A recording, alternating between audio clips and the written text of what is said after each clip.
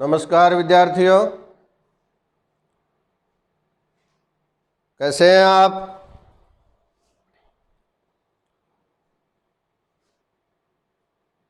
पिछले अध्याय में हमने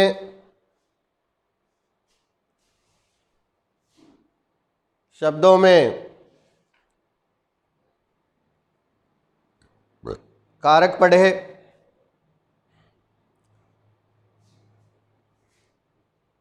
आज हम पढ़ेंगे समास।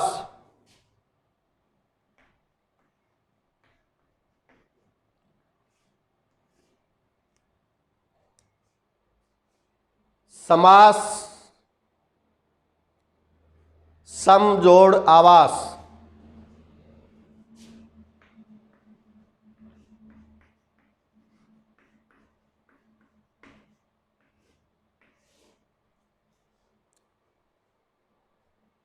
अर्थ निकलता है इसका सम जोड़ आवास से बना है ये। साधारणतया समास की परिभाषा हम देते हैं कि दो या दो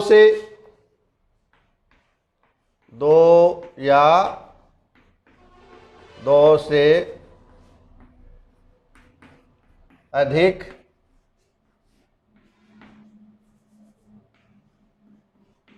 शब्दों या पदों के मेल को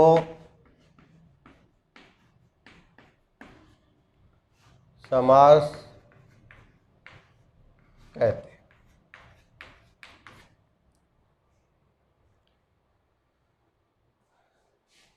दो शब्द या दो पद आपस में एक हो जाते हैं, उस एक होने की प्रक्रिया को समास कहते हैं। दो वर्ण जब एक होते हैं तो उस प्रक्रिया को संधि कहते हैं, जबकि दो शब्द या पद एक होते हैं उस प्रक्रिया को समास कहते हैं। सीधा सा अंतर हो गया कि संधि में वर्णों का मेल होता है और समास में शब्दों का मेल होता है। संधि का विग्रह किया जाता है तो वो वर्ण बन जाते हैं, समास का विग्रह किया जाता है तो वो पद बन जाते हैं। तो संक्षिप्त में इसका समास का काम क्या हो गया? छोटा करना। छोटा करना, छोटा करके सम आवास मतलब समानता से दो शब्द हैं, दोनों को समानता से व्यवस्थित करने की जो प्रक्रिया है कि दोनों ही बने रहें, इस प्रक्रिया को समास कहते हैं। समास का उपयोग क्यों किया जाता है कि हिंदी भाषा में किसी भी लेख को लिखते समय, वाक्य को लिखते समय उसको जब संक्षिप्त करने का प्रयोजन होता है कि संक्षिप्त में हम लिखें, तो संक्षिप्त में लिखने के लिए समास का उपयोग किया जाता है। और वह उपयोग कैसे किया जाता है कि दो शब्द साथ साथ जब होते हैं, उनके बीच में कोई विभक्ति या अन्य शब्द होता है, उसको हटा दिया जाता है, लोप हो जाता है और दोनों को साथ साथ रख दिया जाता है। यही प्रक्रिया समास कहलाती है। कैसे? जैसे माता और पिता, वाक्य में साथ साथ लिखने के लिए हम लिख देते हैं माता पिता।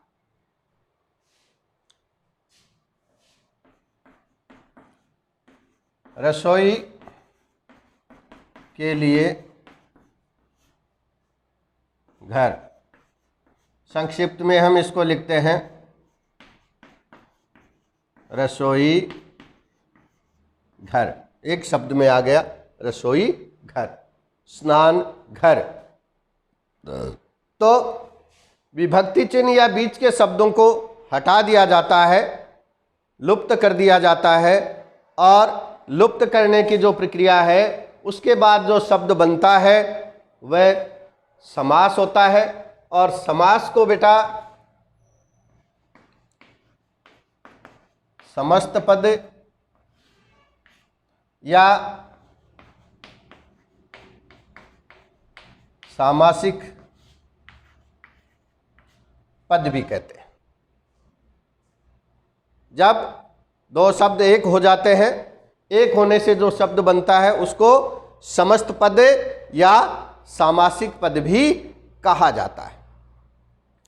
फिर से देखो अच्छी तरह से कि दो या दो से अधिक शब्दों के मेल से बने शब्द को समास कहते हैं।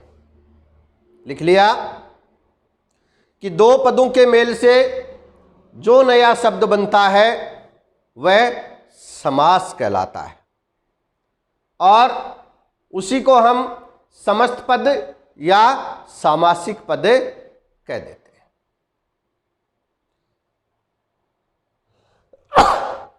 आई बात समझ में कि दो या दो से अधिक पदों या शब्दों के मेल से बने शब्द को समास कहते हैं, और दो पदों के मेल से जो संयुक्त शब्द बनता है उस शब्द को समस्त पद या सामासिक पद कहा जाता है। समास का अर्थ संक्षेप में समजोड़ आवास है, मतलब सम्मिलित करना है, मेल करना है, मिलाना है, तो समजोड़ आवास से बना है ये। और इसमें दो या दो से अधिक पद के बीच की विभक्ति चिन्ह या अन्य शब्दों को छोड़कर शेष शब्दों को आपस में मिला दिया जाता है, और मिलाने से जो शब्द बनता है वो समास कहलाता है। हुई बात। और इस प्रक्रिया से बने शब्द को सामासिक पद या समस्त पद कहते हैं। सामासिक शब्दों, समास के जो शब्द हैं, सामासिक शब्दों को समस्त पद भी कहा जाता है, इसी को समास कहा जाता है, और इसी को सामासिक पद कहा जाता है। तो ये दो शब्दों के मेल से बना है सम। सम का अर्थ होता है बेटा समान, संक्षिप्त। तो इसका मतलब क्या हुआ कि शब्दों को संक्षिप्त रूप में लिखने की जो प्रक्रिया है वही समास है। ये तो हुआ समास। अब ये जो प्रक्रिया है शब्दों को संक्षिप्त में लिखने की, ये प्रक्रिया एक जैसी नहीं होती है, भिन्न भिन्न प्रकार की प्रक्रिया होती है। भिन्न भिन्न प्रकार के शब्द होते हैं अपनी भाषा में, उन सब को एक ही तरह से समस्त पद नहीं बनाया जाता। उनको समस्त पद बनाने के लिए अलग अलग प्रकार हैं। शब्दों की रचना के अनुसार ही उनका विभाजन किया जाता है। तो जिस प्रकार से माता और पिता से और हटा दिया, माता पिता, रसोई के लिए घर से के लिए हटा दिया तो रसोई घर, इसी प्रकार से शब्द बनते हैं। इन शब्दों में कभी कभी जैसे माता और पिता दोनों पद प्रधान होते हैं, कभी एक पद प्रधान होता है, और कभी दोनों ही प्रधान नहीं होते हैं और इनका एक विशेष अर्थ निकलता है। तो इस प्रकार से उन शब्दों की महत्ता, शब्दों के महत्व को ध्यान में रखते हुए व्याकरण विशेषज्ञों ने इनको 6 विभागों में बांट दिया है कि सब एक जैसे नहीं होते। तो पास पास करने से की जो प्रक्रिया है उस प्रक्रिया में अलग अलग प्रकार की प्रक्रिया होने के नाते 6 विभागों में इनको बांट दिया गया है।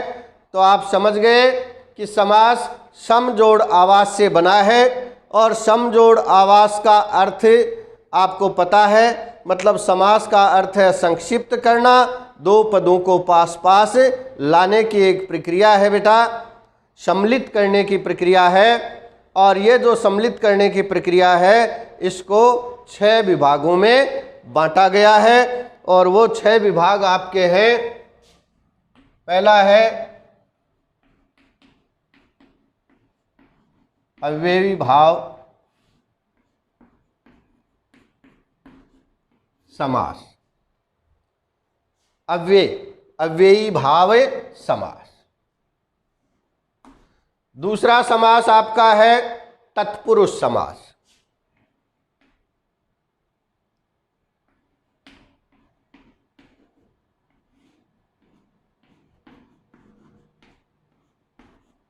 तत्पुरुष समास।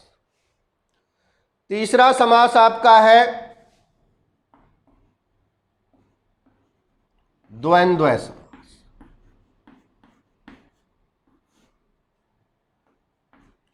चौथा समास आपका है कर्मधारय समास।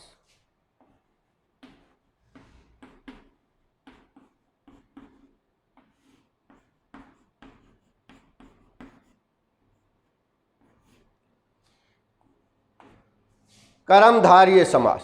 पांचवा समास आपका है बहुव्रीहि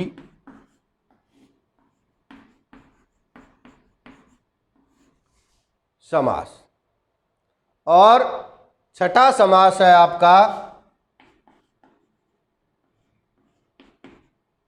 दिग्गु समास।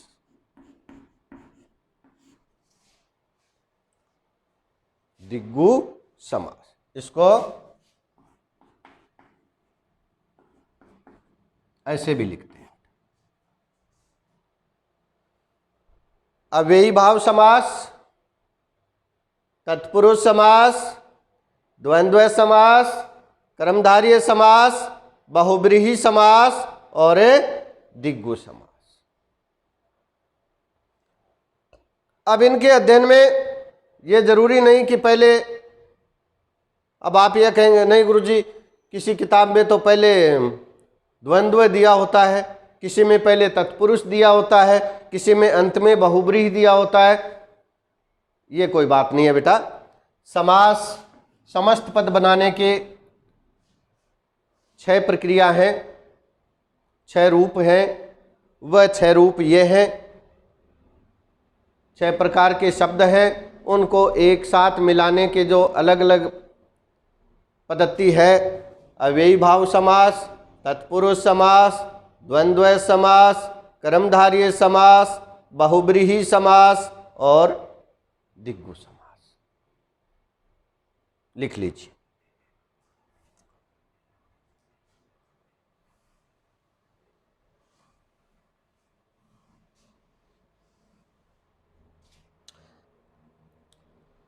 अब हम सबसे पहले अव्ययी भाव समास का अध्ययन करेंगे, लेकिन उससे पहले समास के जो खंड हैं पहला जो समास है उसको बोलते हैं हम समस्त पद। पूरा सामासिक पद है, समस्त पद है। दूसरा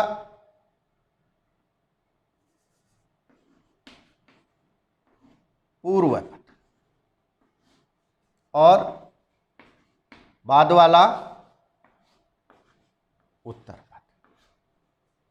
पहले वाला पद, बाद वाला पद, पूर्व पद, उत्तर पद, और उसके बाद में होता है समास का विग्रह। समास विग्रह, ये 4 प्रक्रिया होती हैं बेटा। जैसे मैंने बताया था कि समस्त पद रसोई घर, अब इसमें पूर्व पद हो गया रसोई, बाद का पद, पूर्व का मतलब पहले वाला, उत्तर का मतलब बाद वाला घर। विग्रह में छूटा क्या, क्या करेंगे, इसमें विभक्ति आएगी, विग्रह करेंगे तो रसोई के लिए घर।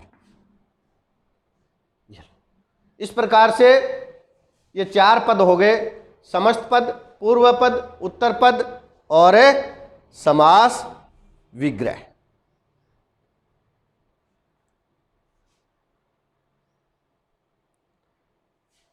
ध्यान कर लिया कि जो सामासिक पद है वो समस्त पद हो गया।